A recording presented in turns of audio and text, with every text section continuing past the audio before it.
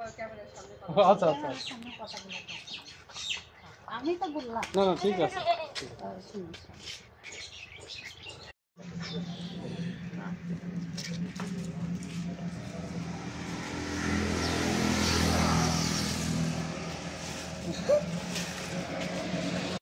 দাম বলে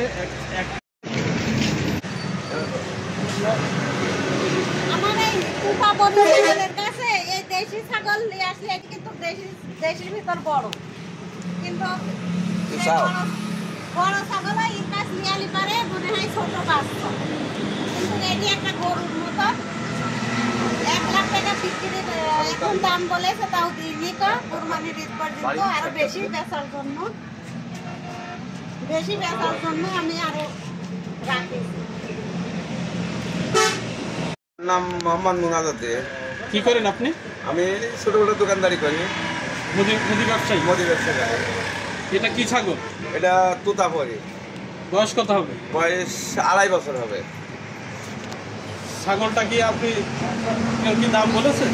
দাম বলিনি, আমি 1 লাখ মতন বলেছে, কিন্তু 1 লাখ হলো বেচবো না। শখের ছাগল 1 লাখ হলে বেচবো, ভালো ছাগল বেচবো।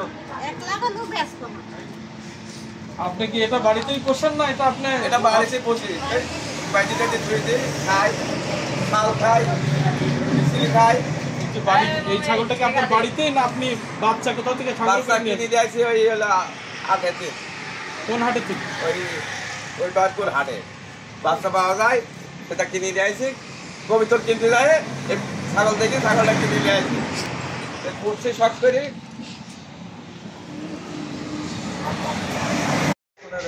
আপনার নাম বলেন। বিসমিল্লাহির রহমানির রহিম। আমার নাম মোহাম্মদ কাবিল উদ্দিন। আমার সে জামাই হয়, ওইটা আমার ফুবু আর এটা ফুবা।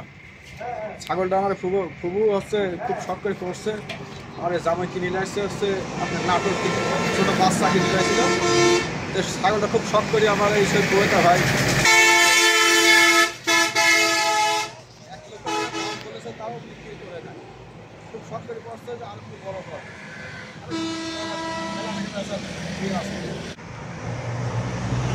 1 লক্ষ টাকা দাম বলেছে আমার জামাই, বেশি নাই। বেচার আরও বেশি টাকা হলে গা বেচার ইয়ে আছে, আরও শখ করে পুষতে যাচ্ছে।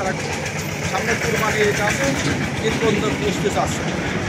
তো বেশি দামের আশায় আছে, দেখা যায় এখন কী হয়। বাজার মূল্য যদি হয় তাহলে বেশি হবে।